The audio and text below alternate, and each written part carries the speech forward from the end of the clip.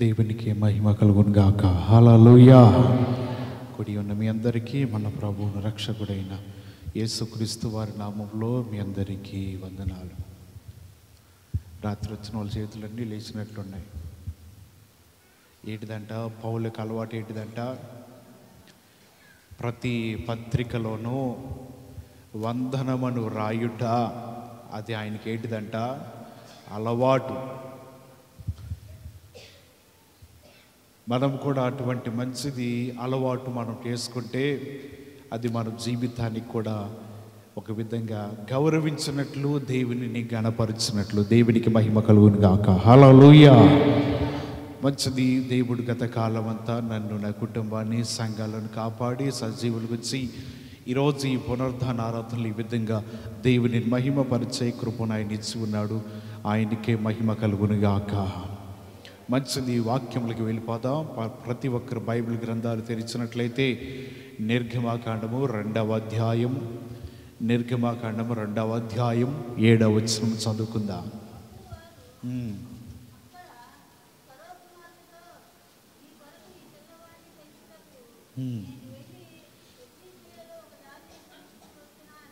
చాలు. మనం చదివిన మాట నిర్గమాకాండము 2వ అధ్యాయం 7వ వచనం చదివాం. దానిలో ఈ విధంగా రాయబడుతుంది. అప్పుడు వాని అక్కతో ఈ విధంగా ఫరో కుమార్తె మాట్లాడుతుంది. ఏమనంటే, ఫరో కుమార్తెతో, నీ కొరకు ఈ పిల్లవాడిని పెంచుటకు నేను వెళ్ళి హెబ్రీ స్త్రీలలో ఒక దానిని పిలుచుకుని రానా అని చెప్పి మాట్లాడుతున్నది.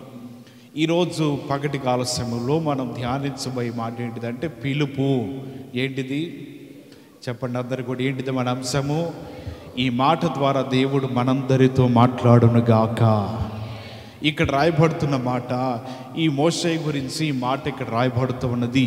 ఆనాటి దినములో ఇశ్రాయేలు ప్రజలందరూ కూడా బహుగా విస్తరిస్తున్నారు, వారందరూ కూడా ఫలిస్తున్నారు. ఈ సంఘటనను, ఇటువంటి ప్రజలు విస్తరించే విధానాన్ని చూసిన రాజు తనలో తాను ఈర్ష్యపడ్డాడు. ఏమనంటే, ఈ ప్రజలందరూ కూడా లక్షల కొలదిగా, వేల కొలదిగా విస్తరిస్తున్నారు. వీరిని బాధ పెట్టినా, వీరిని శ్రమ పెట్టినా, వీరిని కష్టపెట్టినా, ఎన్ని విధాలుగా వీరిని అణిచివేద్దాం అనుకున్నా అంతకంతకు వీరు విస్తరిస్తున్నారని గ్రహించి రాజు ఒక మాట, ఒక శాసనం ఇచ్చాడు. ఏంటిదంటే, పిల్లలందరినీ, అనగా 2 సంవత్సరాల్లో పిల్లలందరినీ కూడా బ్రతకని ఇవ్వద్దు, వారు కన్నా వెంటనే వారందరినీ కూడా చంపివేయండి అని ఒక ఆజ్ఞ ఇచ్చాడు. ఆ మాటను బట్టి మోషే యొక్క తల్లి ఆ బిడ్డను జాగ్రత్తగా కొన్ని దినములు పెంచిన తర్వాత అతన్ని ఆపలేక, చూడలేక అతన్ని ఏం చేసిన ఒక జమ్ము పెట్టి తయారు చేసి దానిని ఏటు ఒడ్డున ఉంచిందంట. ఏం జరుగుతుందా, ఏమవుతుందా అని చెప్పి మోషే అక్క ఎదురు చూస్తూ ఉన్నది. అటువంటి సమయంలో ఈ ఫరో అతని కుమార్తెలందరూ కూడా ఏటు ఒడ్డున నిలిచి ఉండగా వారికి కనబడింది ఏంటంటే, ఒక పెట్టి కనబడిందంట.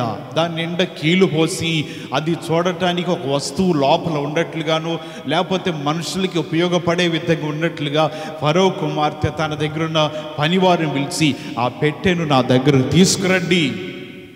ఆ మాట చెప్పగానే వెంటనే వీరు వెళ్ళి ఆ పెట్టెను తీసుకుని వచ్చి తీయగానే లోపల ఈ మోషే, బాలుడైన మోషే ఆ పెట్టెలో పండుకొని కనబడుతున్నాడు.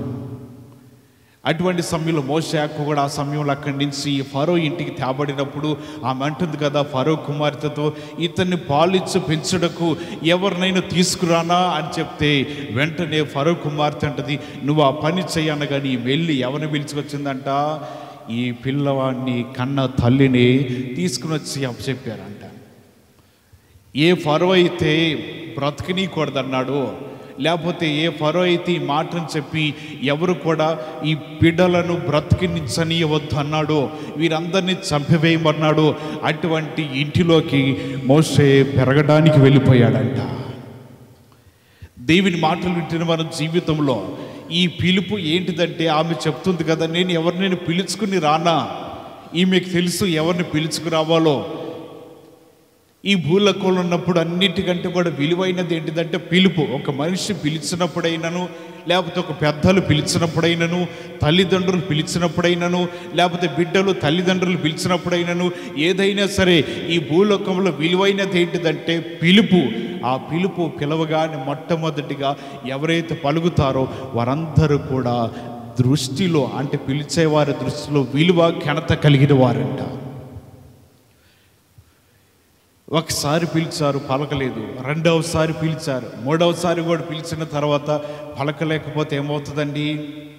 మన నోట నుంచి వ్యర్థమైన మాటలు రావచ్చు, లేకపోతే ఎదుటివారిని గాయపరచవచ్చు, లేకపోతే తిట్లు రావచ్చు. ఎందుకంటే పిలిచినప్పుడు పలకలేదు కదా అని ఈ మాటలన్నీ వస్తూ ఉంటాయి. అదే పిలవగానే వెంటనే ఒక్క మాటలను పలికితే అది ఘనత, గౌరవంగా ఉంటుందంట. ఎదుటివారు మన మీద ప్రేమను చూపించగలరు.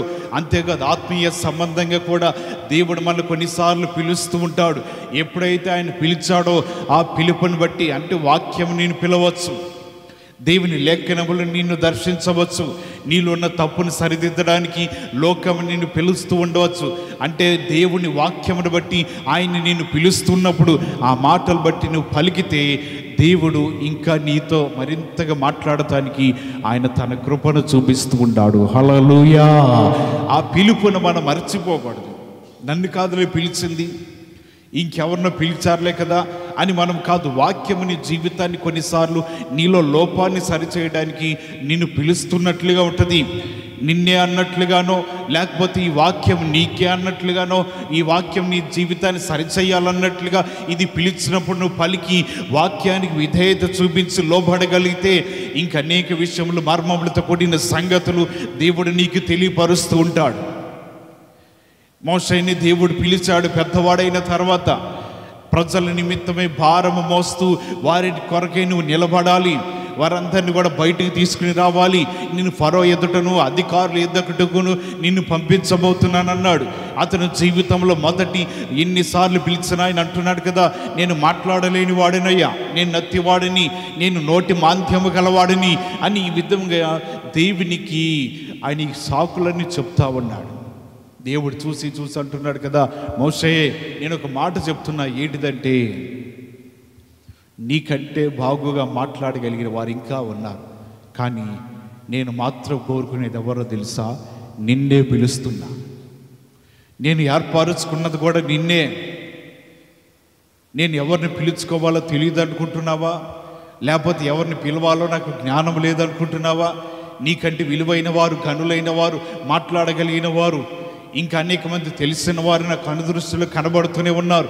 నిన్ను ఎందుకు ఎన్నుకున్నానో, నిన్ను ఎందు నిమిత్తం ఏర్పాటు చేసుకున్నానో ఒకసారి గమనించి నా పిలుపుకు లోబడి నువ్వు ఆ ప్రజలందరి నిమిత్తమై నిలబడాలి. మోషే గద్దించిన తర్వాత లోబడ్డాడండి. అప్పటి వరకు కూడా ప్రతిసారి కూడా మోషే పిలిచినప్పుడు తన బాధలు చెప్తున్నాడు, నేను మాట్లాడలేనయ్యా అని చెప్తున్నాడు. దేవుడు అతన్ని చూసి కోపగించుకుని ఇతన్ని ఎన్నిసార్లు పిలవాలి, ఇతన్ని నా పిలుపు ఎన్నిసార్లు వినిపించాలి, నా వైపు తిరగమన్నా తిరగట్లేదు, నా ప్రజల నిమిత్తం బయటికి తీసుకురమ్మన్నా తీసుకురావట్లేదు, ఫరో ఎదుటకును అధికారులు ఎదుటకును పంపిస్తానన్న ఇతడు వినటం లేదు. మోషే నేను పిలుస్తుంది నిన్నే, నీకంటే గొప్పవారు అనేక మంది ఉన్నా నేను వారిని ఏర్పరచుకోలేదు, కానీ నిన్ను మాత్రమే నేను ఏర్పాటు చేసుకున్నాను. దేవుని మాటలు వింటున్న మనం ఆయన పిలిచినప్పుడు ఆయన పిలుపుకు మన జీవితాల్లో లోబడగలిగితే దానిలో నుంచి మన జీవితాలు దీవించబడటం ప్రారంభిస్తుంది. దేవుని దయ, ప్రేమ, వాత్సల్యత మన మీద ఉంటుంది. అదే ఆయన పిలుపుకు లోబడకపోతే మోషే మీద కోపగించుకున్నట్లుగా దేవుడు కొన్నిసార్లు కోపగిస్తూ ఉంటాడు.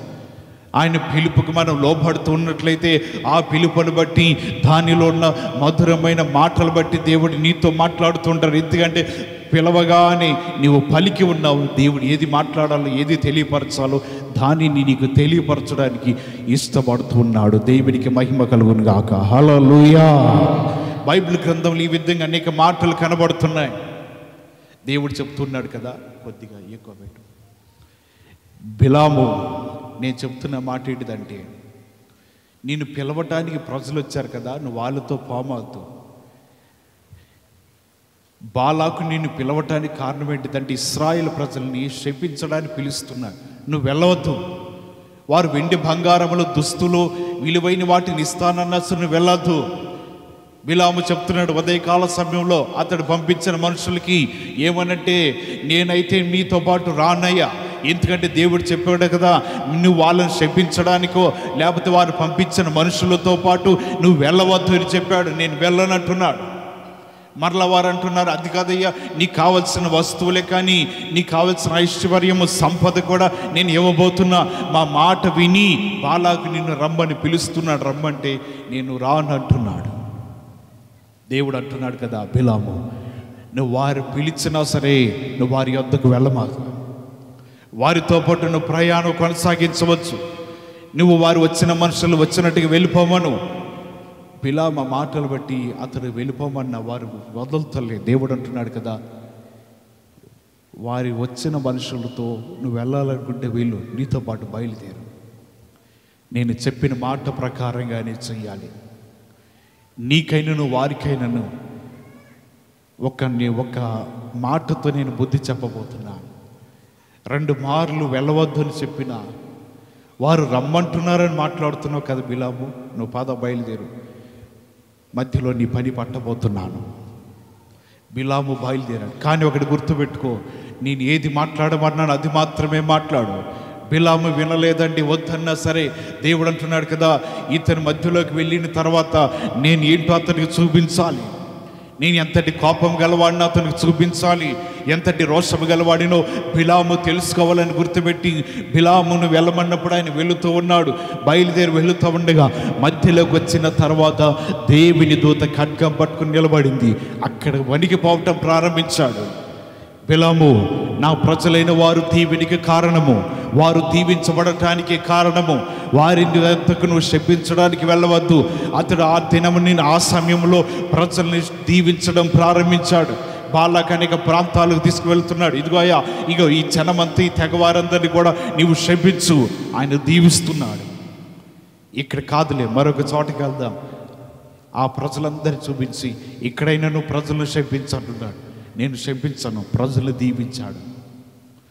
3వ మారు మరొక ప్రాంతాన్ని తీసుకువెళ్ళి ఈ ప్రజలైనా సరే నువ్వు శపించు, 3వ మారు కూడా దీవిస్తున్నాడు. బాలాకు అంటున్నాడు, నిన్ను పిలిపించింది దేని కొరకు? నువ్వు ఎందుకు నా దగ్గరికి వచ్చి ఉన్నావు? నిన్ను పిలిపించడానికి కారణం ఏంటో తెలుసా? ఈ ప్రజలైన వారు విస్తరించబడి బహుగా వారందరి జీవితాలు కూడా వారు ఇలాగా అనేక రాజ్యాలు స్వతంత్రించుకుంటున్నారు. ఇటువంటి ప్రజలైన గొప్ప సైన్య సమూహమును శపిస్తామని నేను పిలుస్తుంటే 3 మార్లు ప్రజలను దీవిస్తున్నావేంటి? 3 వారందరినీ కూడా దీవెనలతో నువ్వు ఆశీర్వదిస్తున్నావు. నిన్ను పిలిపించడం గల కారణం ఏంటిదంటే శపిస్తామని పిలుస్తున్నా. ఆయన అంటున్నాడు, దేవుడు నా నోట ఏ మాటలైతే ఉంచి ఉన్నాడో ఆ మాట మాత్రమే నేను పలుకుతాను, కాని మాటలు నేను పలుకను. ఎందు నిమిత్తమై శత్రువైన వాడు పిలిచినా, ఎందు నిమిత్తమై దుష్టుని ఆలోచనలు చొప్పున నడుస్తున్న వాడు పిలిచినా, బిలాము అంటున్నాడు కదా, నువ్వు పిలిచినది మంచిదే, కానీ దేవుడు నన్ను పిలిచి ఒక మాట చెప్పాడు, నా ప్రజలందరినీ నువ్వు దీవించాలి, వారు దీవెనలకి కారకులు కానీ శాపమునికి వారు కర్తలు కాదు. ఈ మాటను బట్టి ఇశ్రాయేల్ ప్రజలు 3 మార్లు దీవించబడ్డారండి.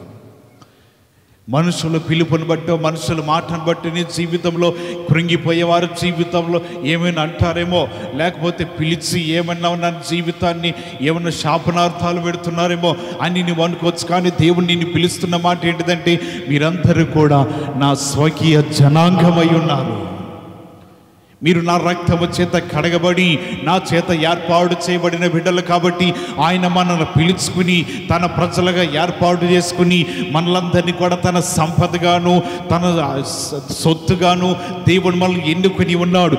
ప్రజలు పిలిచి లేకపోతే మన జీవితాన్ని అవమానపరచవచ్చు, ప్రజలు పిలిచి మన హేళన చేయవచ్చు, ప్రజలు మన జీవితాన్ని పిలిచి ఈ నవ్వులాట చేయవచ్చు.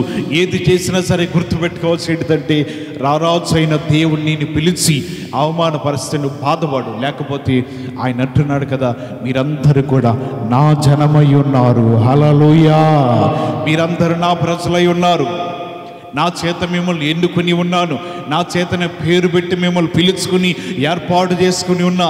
అందరి బట్టి నేను కృంగిపోవద్దు, బాధపడవద్దని దేవుని వాక్యము ఈ పగటికాల సమయంలో మనకు తెలియపరుస్తుంది. యేసు ప్రభువు చెప్తున్న మాట, అక్కడున్న శిష్యులందరినీ కూడా పిలుచుకుని ఆయన చెప్తున్న మాట ఏంటిదంటే, మార్కు రాసిన సువార్త 10వ అధ్యాయము, మార్కు రాసిన సువార్త 10వ అధ్యాయము 32వ వచనాన్ని మనము చదువుదాం. యెరూషలేమునకు వెళ్ళుచుండిరి.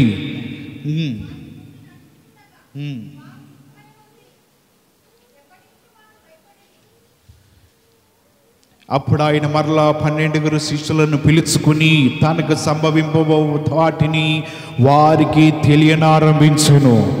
ఇక్కడ రాయబడుతున్న యేసు ప్రభువారి శిష్యులందరినీ కూడా పిలిపించుకుని ఒక మాట చెప్తున్నాడు. ఏమని చెప్తున్నాడంటే, ఇదిగో మనం యెరూషలేమునకు వెళుచున్నాము, మనుష్య కుమారుడు ప్రధాన యాజకులను శాస్త్రులను అప్పగింపబడును. వారు ఆయనకు మరణశిక్ష విధించి ఆయనను అన్యజనులకు అప్పగించెదరు. వారు ఆయనను అపహసించి ఆయన మీద ఉమ్మివేసి కొరడాలతో ఆయనను కొట్టి చంపెదరు. 3 దినములైన తర్వాత ఆయన లేచును.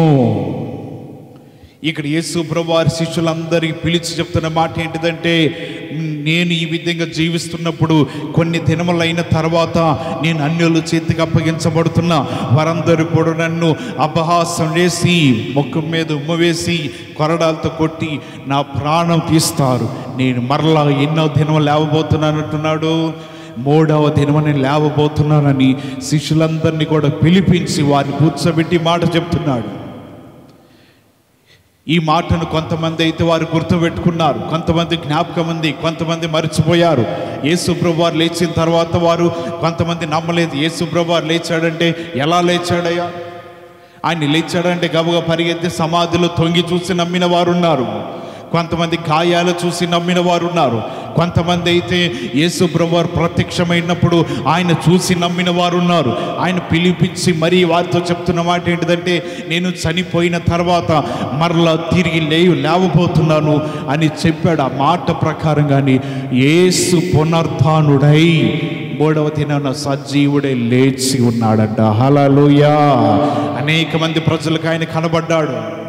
అనేక మంది ప్రజలు పేరు పెట్టి పిలిచాడు. అనేక మంది ప్రజలు ఆయన చూసి విస్మయం పొందారు. అనేక మంది ప్రజలు ఆ సమయంలో ఆశ్చర్యపోయారు. ఆయన లేచి 40 దినములు ఆయా పట్టణంలో ప్రాంతంలో సంచరించినప్పుడు ఆయన ఎక్కడ మౌనంగా ప్రయాణం చేయలేదండి. ఎక్కడికి వెళ్ళినా సరే ప్రజలందరినీ పిలుస్తున్నాడు, ప్రజలందరితో మాట్లాడుతున్నాడు. ఆ సమయంలో కూడా వారితో పాటే మహిమ స్వరూపుడిగా ఉండి వారి మధ్యన ఆయన సంచరిస్తూ ఉన్నాడంట. దేవుని మాటలు వింటున్న మనము, దేవుడు మనల్ని పిలిచినప్పుడు ఉపయోగకరమైన విషయాలు చెప్తాడండి. దేవుడు మనం పిలిచినప్పుడు విలువైన మాటలు మనకు తెలియపరచడానికి ఇష్టపడుతూ ఉంటాడు. ఒకానొక సమయంలో 26వ తారీఖు 7వ నెల 2016వ సంవత్సరంలో ఒక భక్తుడు దేవుని మాటలన్నీ ప్రకటిస్తూ ఉన్నాడు. ప్రజలందరినీ కూడా దేవుని యొద్దకు రమ్మని పిలుస్తూ ఉన్నాడు. వారు ఆ మాటలన్నీ కూడా వింటూ చాలామంది ఆయనను వెంబడిస్తూ వారి జీవితాలు మార్చుకున్నారు. అటువంటి సమయంలో అతన్ని నిమిత్తమై అనేక మంది అన్యులు నీతిమంతులుగా మార్చబడుతున్నారని వారిని ఏం చేశారంటే అతన్ని ఆ బోధకుడిగా ప్రాణం తీసేశారు. తీసిన తర్వాత ప్రపంచవ్యాప్తంగా అందరికీ కూడా తెలిసిపోయింది. ఇది నిజమా కాదా అని పిల్లల్ని మీ స్వాధీనంలో పెట్టుకోండి. ఈ మాట నిజమా కాదా అని చూసినప్పుడు గత రాత్రి కాల సమయంలో నిజమే. 2016 7వ నెల 26వ తారీఖున ఈ విధంగా ఈ దాడి జరిగినదంట. ఆయన ప్రాణం పోయినా సరే దేవుని పని మాత్రం ఆగకుండా ఆ పనిని కొనసాగిస్తూనే ఉన్నాడు. హల్లెలూయా. దేవుని కోసం ఆయన నిలబడి ఉన్నాడంట. వృద్ధాప్యములు ఉండవచ్చు, పెద్ద వయసులో ఉండవచ్చు.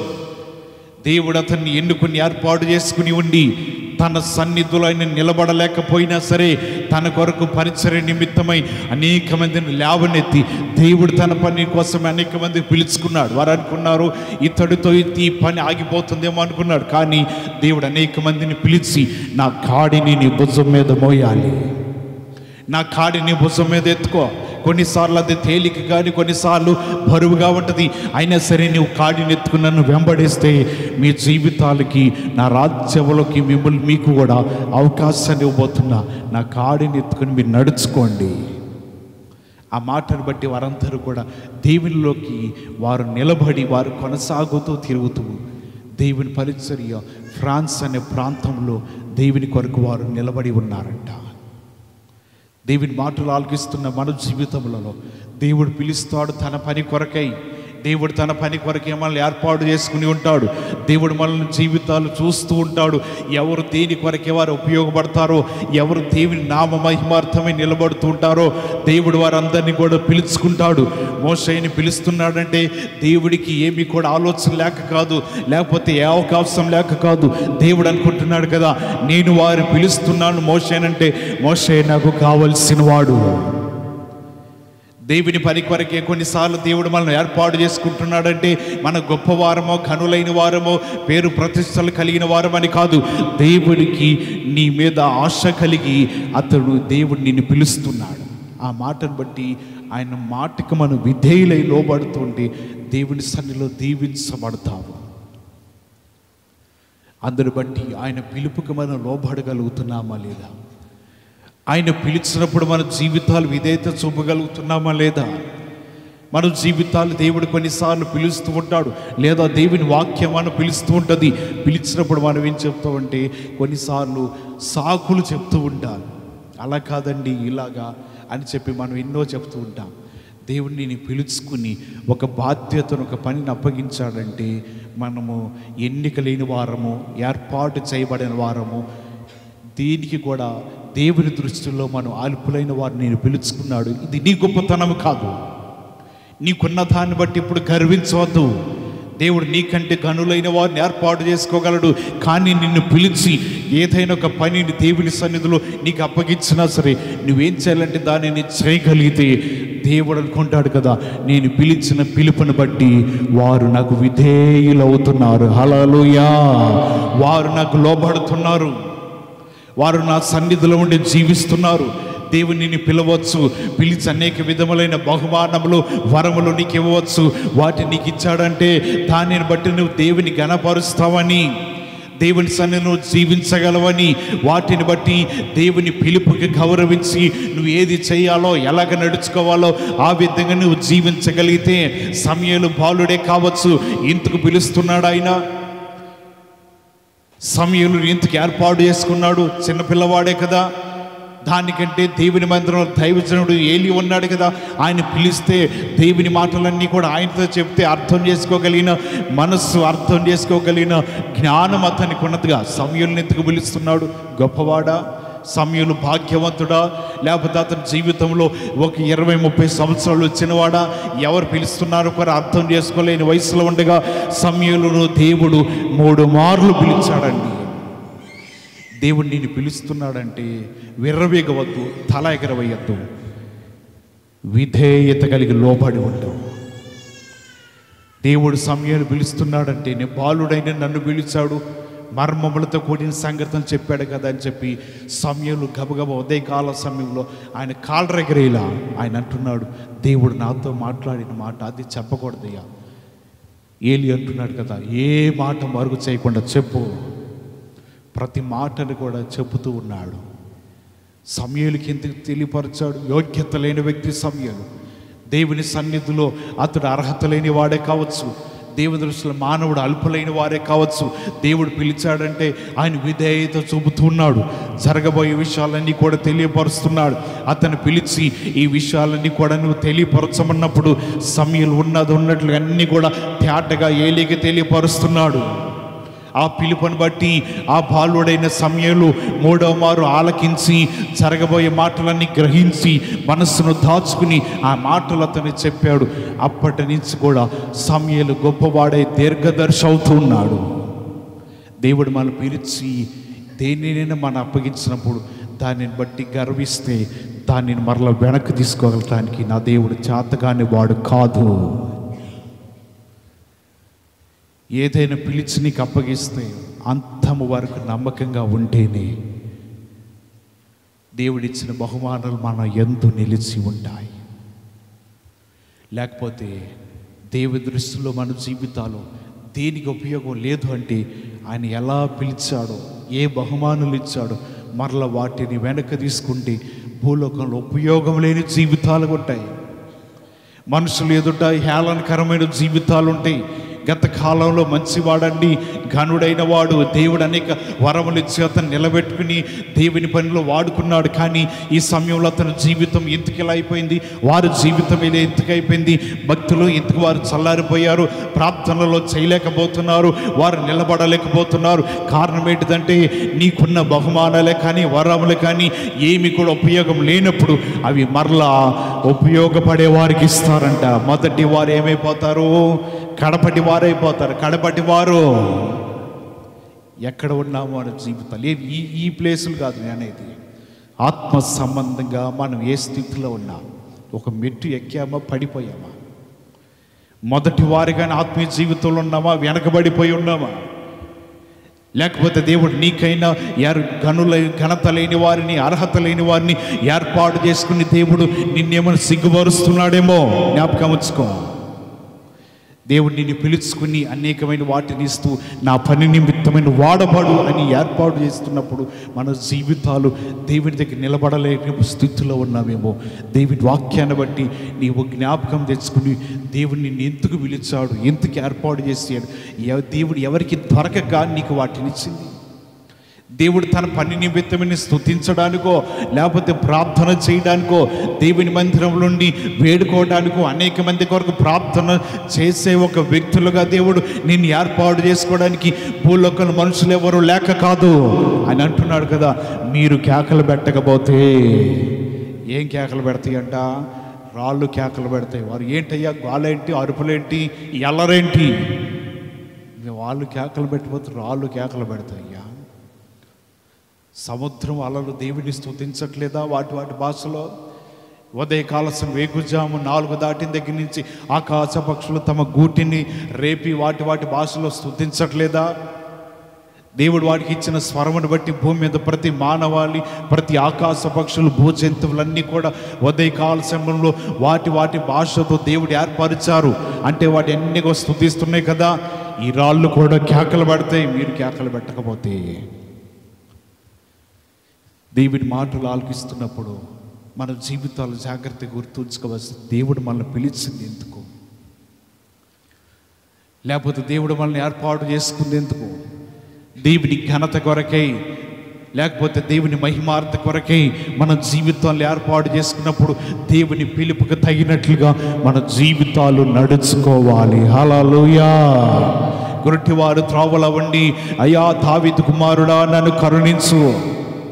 అక్కడున్న ప్రజలు అంటున్నారు కదా, ఊరకనేవుడో ఎందుకు అరుస్తున్నారు? మౌనంగా ఉండమంటున్నారు. మరలా అరుస్తున్నాడు, అయ్యా దావీదు కుమారుడా మమ్మల్ని కరుణించు. యేసు ప్రభువారు అక్కడ ఆగిపోయి వారిని తీసుకురండి. వారికి వెళ్ళి గబగబా ప్రభు మిమ్మల్ని రమ్మంటున్నాడు, లేవండి అని చెప్పి లేపి వారి ముందు నిలబెట్టారు. ఏంటిదయ్యా మీ సమస్య? మేము పుట్టుక నుంచి కూడా నేత్రాలు లేని వారమయ్యా. విశ్వాసం ఉందా నీకు? ఉందయ్యా, విశ్వాసం ఉంది. రా మమ్మల్ని వెంబడించు.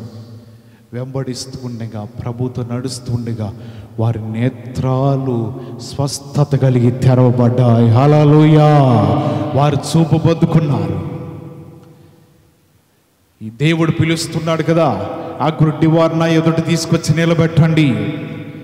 పిలిచిన వెంటనే వారు అనుకున్నారు కదా, ఇప్పుడు మేము గొప్ప అద్భుతాన్ని చూడబోతున్నాం, మా జీవితానికి ఇప్పుడు స్వస్థత రాబోతుంది. ఎప్పటి నుంచో పుట్టిన నాటి నుంచి కూడా నేత్రాలు లేక అటు ఇటు మేము చూడలేని స్థితిలో ఉన్నాం.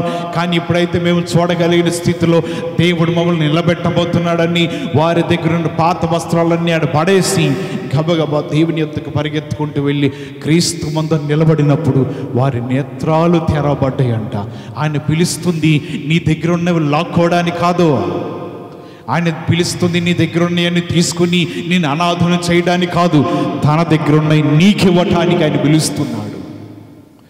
గుడ్డి వారిని పిలిచింది బాధ పెట్టి వారిని హేళన చేసి కళ్ళు లేవురా గుడ్డివాడని చెప్పి ఎగతాళి చేయడానికి కాదు. ఎంత నిమిత్తం వచ్చారు? మీకు స్వస్థత కలుగుతుంది, మీ నేత్రాలు తెరవబడ్డాయి అన్నాడు. దేవుడు పిలుస్తుంది మనల్ని అన్యాయం చేయడానికి కాదండి. ఆయన పిలిచేది ఏంటిదంటే దేని కొరకంటే తన దగ్గర ఏమేమి ఈవులు ఉన్నాయో, నీకు ఏవి కావాలో, నువ్వు దేని కొరకు ఎదురు చూస్తున్నావో, ఏ అవసరత నిమిత్తమై దేవుని సన్నిధిలో ఉన్నావో వాటన్నిటిని అనుగ్రహించడకు ఆయన అంటున్నాడు కదా, మీరు నా యొద్దకు రండి, నేను పిలుస్తున్నాను. ఎటువంటి వ్యాధులైనా, ఎటువంటి బలహీనతలైనా, ఏదైనా సరే ఆయన నామములో విడుదల ఉన్నదని ఆయన అంటున్నాడు కదా, మీరు నా యొద్దకు వస్తే మీ జీవితాలకి, నేను పిలిచినప్పుడు మీరు నా యొద్దకు వస్తే మీ జీవితంలో కలిగేది ఏంటిదంటే నెమ్మది కలుగుతుంది, మీ జీవితానికి విడుదల కలుగుతుంది. గురింటివారు పిలవగానే వచ్చారు, రాగానే వారి జీవితంలో చూసినది ఏంటిదంటే మొట్టమొదటిగా నేత్రాలు తెరవగానే యేసు వారి కళ్ళెదుట కనబడుతున్నాడు. రమ్మనుచున్నాడు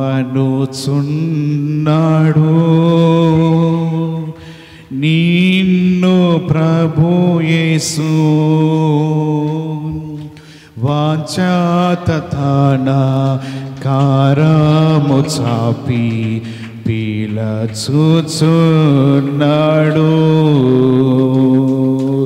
వాంఛాతన కారము చాపి పిలచుచున్నాడు. కన్నీరంతా తుడుచును, కను పాపవలె కాపాడు. కన్నీరంతా తుడుచును, కను పాపవలె కాపాడు.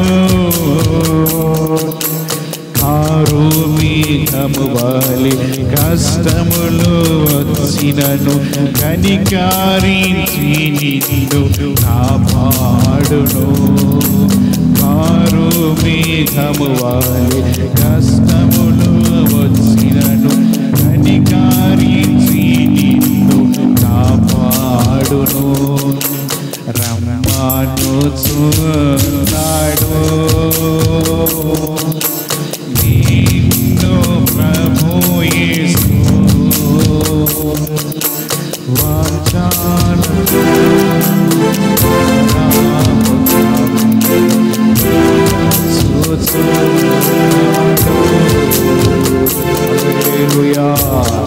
ఎలా పిలుస్తున్నాడంటే ఆయన తన హస్తము చాపి నా యొద్దకు రండి అంటున్నాడు. ఎటువంటి శ్రమలైనను, ఎటువంటి బాధలైనను ఆయన అంటున్నాడు, మీరు నా యొద్దకు వస్తే కనికరించబడి కాపాడబడతారు. హల్లెలూయా! మీ జీవితాలు కాపాడబడతా ఉంటాయి.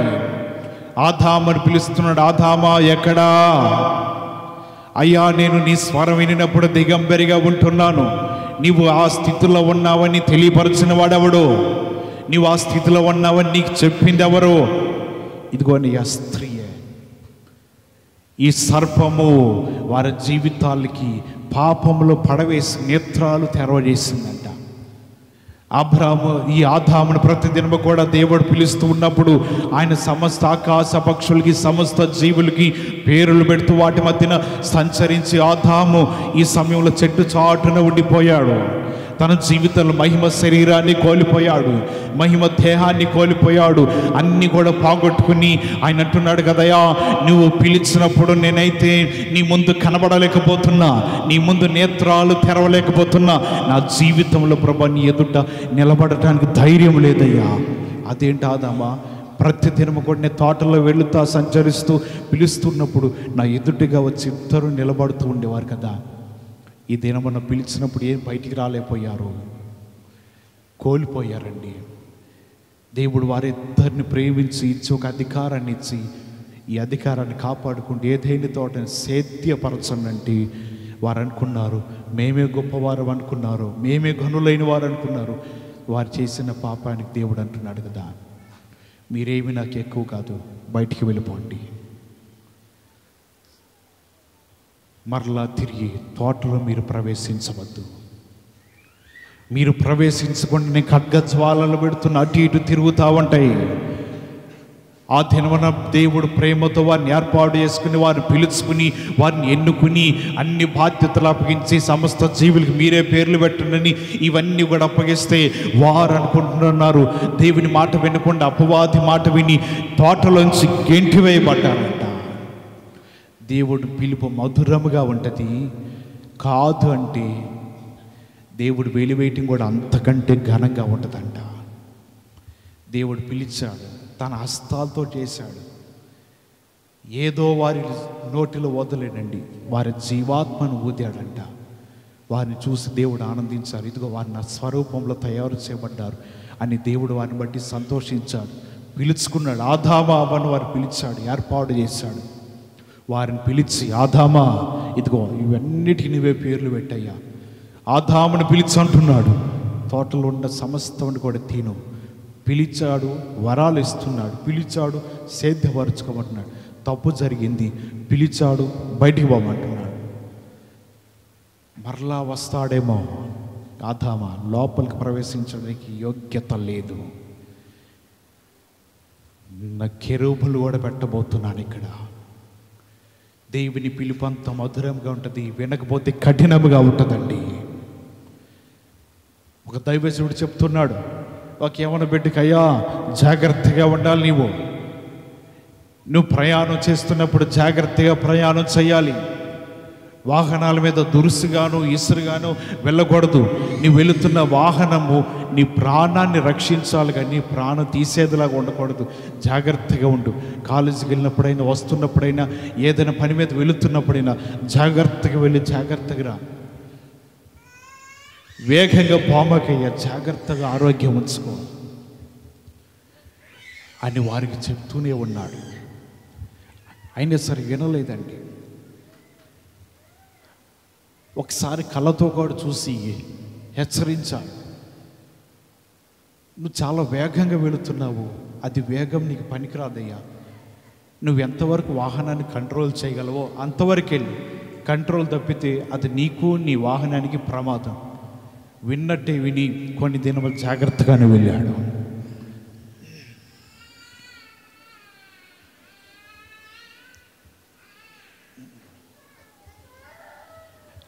ఆ తర్వాత కొన్ని దినములైపోయింది. జాగ్రత్తగా విన్నాడు, ఆలకించాడు. ఒక మారు 2 దినముల క్రితం దైవజనుడికి తెలిసిందంట. ఫోన్ చేశారు, అయ్యా హాస్పిటల్లో ఉన్నాను. ఏంటది అంటే, వాహనం మీద వేగంగా వెళుతున్నా, కంట్రోల్ అవ్వలేదు, టర్నింగ్ దగ్గర పడేస్తాను, తలకి 10 కుట్లు పడ్డాయి అయ్యా. భయం వేస్తుంది, ఫోన్లో ప్రార్థన చెయ్యి అని నాకు ఫోన్ చేశాడు ఆయన. చెప్పింది కూడా నేనే, ఆ దైవజనుడు నేనే. బాబు జాగ్రత్త. అనేక పలుమార్లు నేను చూస్తూనే ఉన్న మందిరం దగ్గర స్పీడ్గా వేగంగా వెళుతున్నాడు. తలకాయ పగిలిపోయింది, హాస్పిటల్లో ఉన్నాడు. దైవజనుడు పిలిచి చెప్పాడు. నేను ఒకసారి మందిరం దగ్గర కూడా ఆగి చెప్పా, అయ్యా నిదానంగా వెళ్ళు, అది నీకు నీ వయసుకి సంబంధించినది కాదు, జాగ్రత్తగా ఉండాలి.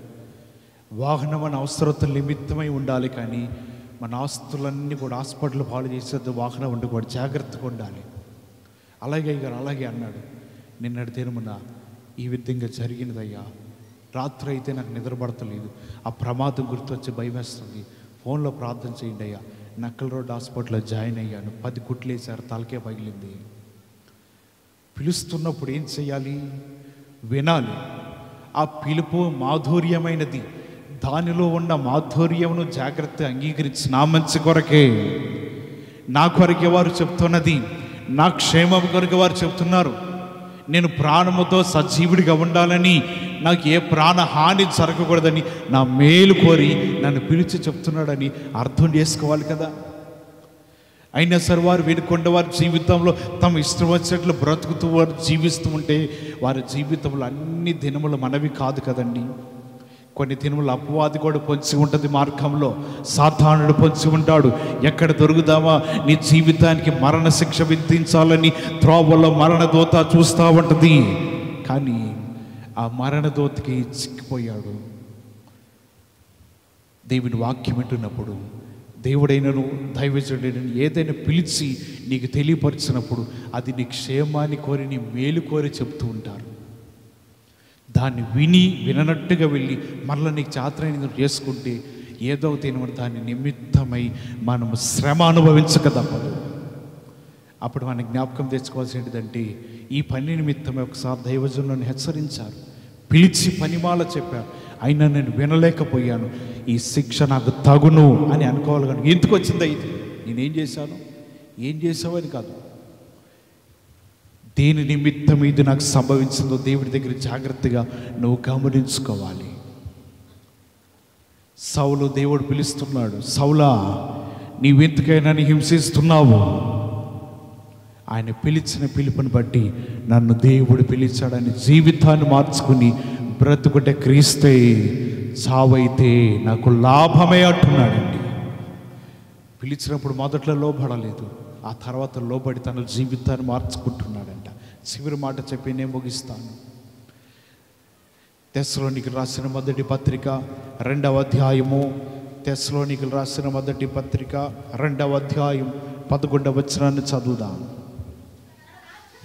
తన రాజ్యమునకును మహిమకును మిమ్మల్ని పిలుచుచున్న దేవునికి తగినట్లుగా మీరు నడుచుకొనవలెనని మేము మీలో ప్రతి వానిని హెచ్చరించుచు ధైర్యపరచుచు సాక్ష్యమిచ్చుచు.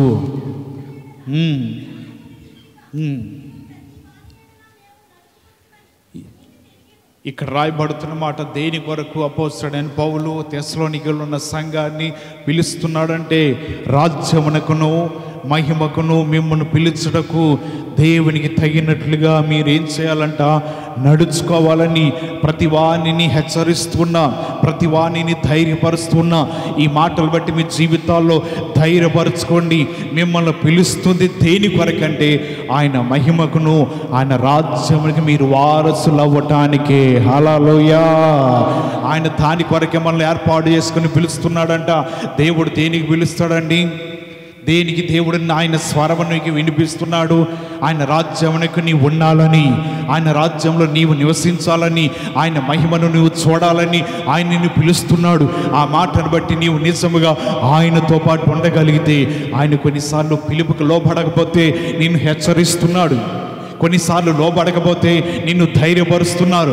ఆ మాటను బట్టి నువ్వు ధైర్యం కలిగి ఉండి మాటకి ఎవరైతే లోబడుతూ ఆయన పిలుపుకి వారి జీవితాలు విధేయత కలిగి ఉంటారో వారందరినీ కూడా నేను పిలుస్తున్నా. ఆ పిలుపుకు నువ్వు లోబడి ఉన్నావా లేదా అని జాగ్రత్తగా నువ్వు గమనించాలి. ఒక ఆయన మార్గంలో వెళుతూ ఉండగా ఎదురుగా సింహం ఎదురొచ్చిందంట. త్రోవలో వెళుతున్నాడు. ఆ సమయానికి ఆ త్రోవ మోయబడింది. అయినా సరే ఈయన మొండితనంగా పోతున్నాడు. మధ్యలో సింహం ఎదురైంది. ఆయన అంటున్నాడు కదా, నిన్ను సృజించినవాడు నన్ను సృజించిన వాడు ఎవరు? ఏం తెలీదా? మిమ్మల్ని సృజించిన వారు ఎవరు? దాంట్లో కూడా ఎంత పెద్ద డౌటో. మిమ్మల్ని సృజించింది ఎవరు? సింహమును సృజించింది ఎవరు?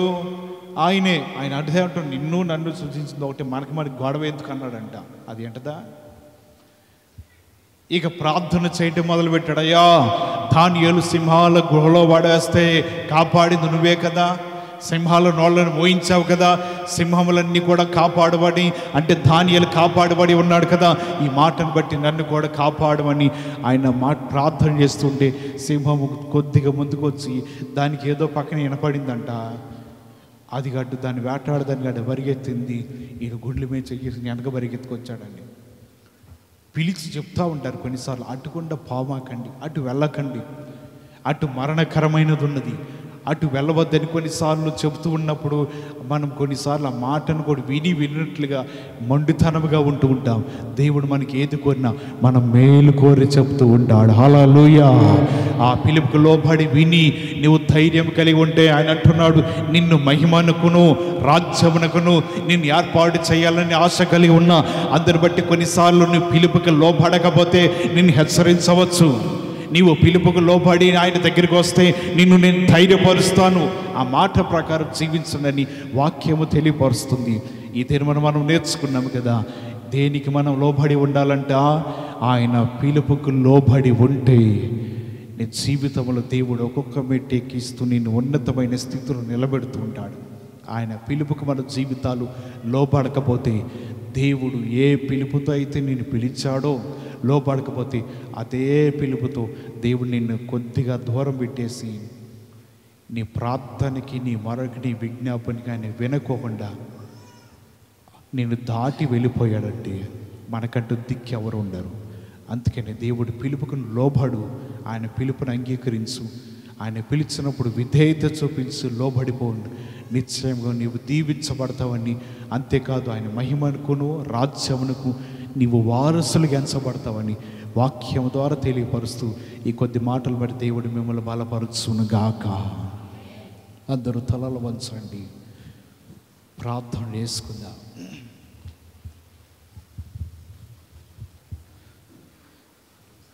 అందరూ ప్రార్థన పూర్వకంగా ప్రార్థనలో ఉందాం.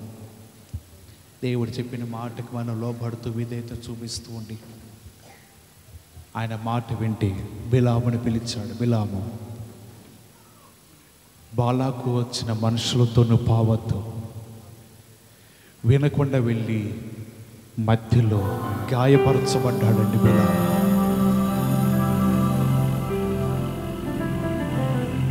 దేవుడు నీతో కొన్నిసార్లు మాట్లాడి పిలిచినప్పుడు ఆ మాటకి విధేయత చూపక, లోబడక నీ జ్ఞానాన్ని నమ్ముకుని బ్రతుకుతున్నావు. దేవుని సన్నిధిలో మన జీవితాలు, మన జ్ఞానం ఆయన దృష్టిలో వెర్రితనముగా ఉన్నది.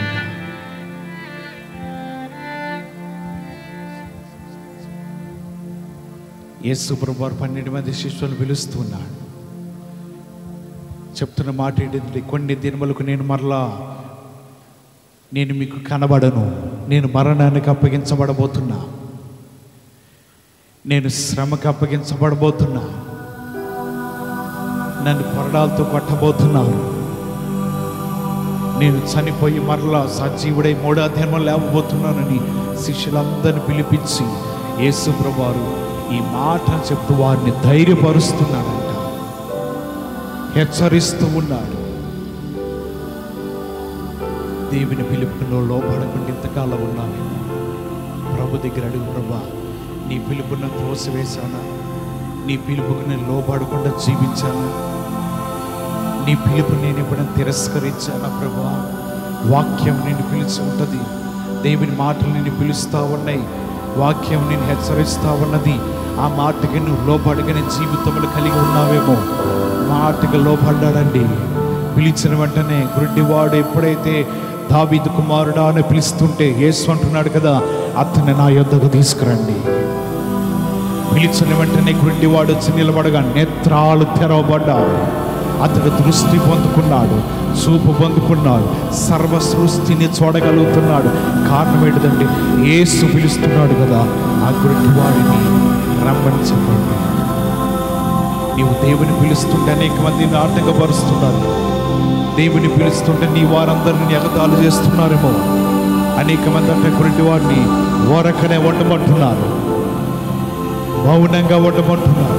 అయినా గుడ్డివారు అంటున్నారు కదా, దావీదు కుమారుడా మమ్మల్ని కరుణించయ్యా, మా మీద నీ దయ చూపించు ప్రభా, మేము నేత్రాలు లేని వారం, పుట్టిన నాటి నుంచి కూడా మేము గుడ్డివారమయ్యా. నేత్రాలు తెరవబోతున్నాడని యేసు ప్రభు రాశాడు. వారి జీవితాల దృష్టి పొందుకుని సంతోషిస్తున్నారు. ఇది కేవలము యేసు వలన. యేసు మమ్మల్ని పిలిచి బాగు చేశాడు, యేసు మా జీవితాలను పిలిచి ధైర్యపరిచాడు, యేసు మన జీవితాలను స్వస్థపరిచాడు. సౌలా, నిన్ను పిలుస్తున్నాను, నీవు హింసిస్తున్నావు, యేసు నీవు ఇంతవరకు నా మాటకి నువ్వు లోపడలేదు. నేను ఇంతకుముందు ఎప్పుడు కూడా నిన్ను పిలవలేదు, కానీ ఇప్పుడు పిలుస్తున్నా.